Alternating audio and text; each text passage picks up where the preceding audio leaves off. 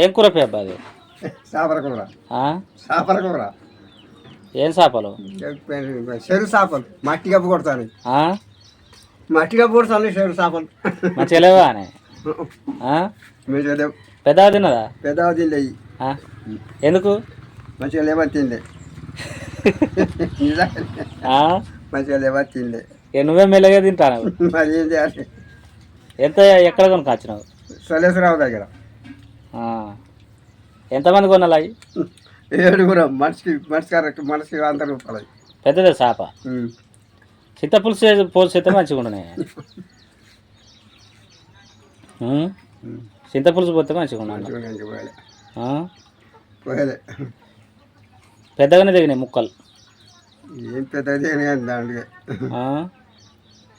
గోదావరి చేపలు కొంటాయి. గోదావరి చేపలు అత్తే కొంది కానీ గోదావరి చేపలు రాలే.